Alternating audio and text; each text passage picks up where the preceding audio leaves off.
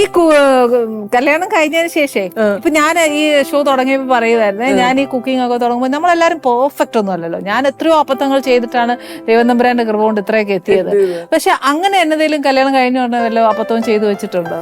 അബദ്ധം ചെയ്തു വെച്ചിട്ടുണ്ടോന്ന് ചോദിച്ചു കഴിഞ്ഞാല് എനിക്ക് എന്റെ ആദ്യത്തെ ഇത് ശരിക്കും നമ്മളൊരാളെ എന്താ പറയാ, ഓ ഇത് പരിഹസിക്കുവാണോ എന്നൊന്നും തോന്നരുത്.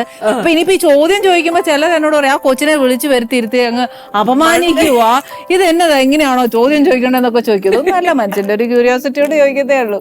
പണ്ട് വെക്കേഷൻ ടൈമില്, സ്കൂൾ ടൈമിലാട്ടോ, അപ്പൊ വെക്കേഷൻ ടൈമില് ഞാനും ചേച്ചി മാത്രമേ വീട്ടിലുണ്ടായിരുന്നുള്ളൂ. അന്നേരം മുട്ട പൊരിക്കാം എന്ന് തീരുമാനിച്ചു. അപ്പൊ ഞാൻ പറഞ്ഞു ഞാൻ മുട്ട ഉണ്ടാക്കാം എന്ന് പറഞ്ഞിട്ട് ഞാൻ മുട്ടയൊക്കെ ഉണ്ടാക്കി കഴിഞ്ഞിട്ട് ഞാൻ ചേച്ചിക്ക് കൊടുത്തിട്ട് എന്താ അഭിപ്രായം, ഭയങ്കര ഇതിൽ നിൽക്കുക ഞാൻ ഉണ്ടാക്കിയ മുട്ട പൊരിച്ചത്. കാരണം അമ്മയൊക്കെ ഉണ്ടാക്കി നമ്മൾ എപ്പോഴും കണ്ടുപഠിച്ചിട്ടുണ്ടല്ലോ. അപ്പൊ അത് കാരണം ഭയങ്കര പ്രൗഡായിട്ട് ഞാൻ എങ്ങനെയുണ്ടോ അഭിപ്രായം പറ എന്നൊക്കെ വന്ന് നിൽക്കുക.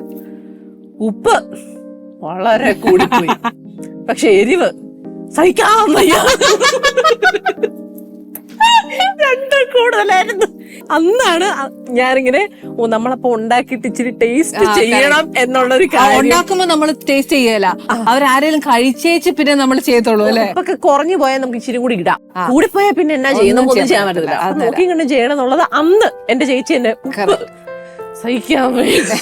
അതേപോലെ നമ്മുടെ ഭർത്താവിനൊന്നും കൊടുത്തില്ലല്ലോ അങ്ങനെ. ഞാൻ ഭർത്താവിന് എന്തൊക്കെയാ അതേപോലെ ഉപ്പ് സഹിക്കാം. അപ്പൊ മിയുടെ ഹസ്ബൻഡ് ഏറ്റവും ഇഷ്ടപ്പെട്ട ഫുഡ് ഏതാ? മീ ഉണ്ടാക്കി കൊടുത്തിട്ട് ഇഷ്ടപ്പെട്ടു? ഞാൻ ഉണ്ടാക്കി കൊടുത്ത് ഇഷ്ടപ്പെട്ടിട്ടുള്ളത്, ഞാനൊരു ചിക്കൻ കറി വെച്ചത് ഇഷ്ടപ്പെട്ടായിരുന്നു. സിമ്പിൾ ചിക്കൻ കറി ആയിരുന്നു, എളുപ്പമുള്ള കുക്കറിൽ ഉള്ള പരിപാടിയായിരുന്നു. അപ്പൊ അതിലേക്ക് ഒരു റെസിപ്പി നോക്കി ഉണ്ടാക്കിയതാ. പക്ഷെ അത് ഉണ്ടാക്കി വന്നപ്പോ എനിക്ക് ഇച്ചിരി മസാല കൂടുതലായിട്ട് എനിക്ക് ടേസ്റ്റ് ചെയ്തപ്പോ എനിക്ക് ഫീൽ ചെയ്തു. അപ്പൊ അത് മാനേജ് ചെയ്യാൻ വേണ്ടിയിട്ട് ഞാൻ കുറച്ച് തേങ്ങാപ്പാൽ ഒഴിച്ച്, അതപ്പോ കുറച്ച് മസാല ഒന്ന് ഇതായി, കുറച്ച് തേങ്ങാപ്പാൽ ഒഴിക്കുമ്പോ ഒന്ന് ലൈറ്റ് ആവുമല്ലോ. അപ്പൊ അങ്ങനെ ആക്കി കൊടുത്തപ്പോഴത്തേക്ക് ഇത് കൊള്ളാം, ഇതിനി ഉണ്ടായിക്കോളാം. നമ്മുടെ ആ രുചി നോക്കിയപ്പോ ഇതാണ് ഞാൻ നേരത്തെ ഷോയിൽ റെസിപ്പി അങ്ങനെയല്ല, പക്ഷെ ഞാൻ മാനേജ് ചെയ്തു. കറക്റ്റ്. ഇതെല്ലാ അമ്മമാരുടെയും ജീവിതത്തിലുള്ള ഒരു കഥയല്ലേ സത്യം. അല്ലാതെ നമ്മൾ ഇന്നത് ഉണ്ടാക്കണം എന്ന് പറഞ്ഞായിരിക്കും നമ്മൾ കേറുന്നത്, നടക്കത്തില്ല.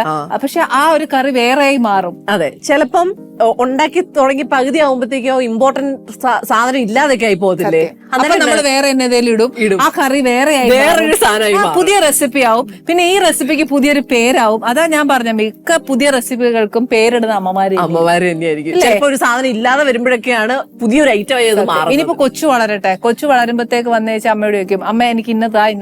അപ്പൊ നമ്മുടെ കയ്യിൽ നിന്ന് എല്ലാം പെർഫെക്റ്റ് ആവണം എന്നില്ലല്ലോ. അപ്പൊ കൊച്ചിന് വേണ്ടി പുതിയൊരു റെസിപ്പി ഉണ്ടാക്കും. അതെ. ഇനിയിപ്പോ മിയുടെ ഇഷ്ടം? എനിക്ക് നാടൻ ഫുഡുകളാണ് കൂടുതൽ ഇഷ്ടം. ജങ്ക് ഫുഡ്സിനോട് വലിയ താല്പര്യമില്ല. എനിക്ക് നല്ല സദ്യ ഭയങ്കര ഇഷ്ടമാണ്. സദ്യ ഓണത്തിന് മാത്രമല്ല, എനിക്ക് ഇടയ്ക്ക് എപ്പോഴാ ഏത് കാലഘട്ടത്തിലും. നോൺ വെജ് സദ്യയാണോ മറ്റേ സാധാ സദ്യ? നോർമൽ പച്ചക്കറി സദ്യ എനിക്ക് ഇഷ്ടമാണ്. ഞാൻ ഇടയ്ക്ക് പോയി കഴിക്കും. ഞാൻ പച്ചക്കറി കഴിക്കും കേട്ടോ.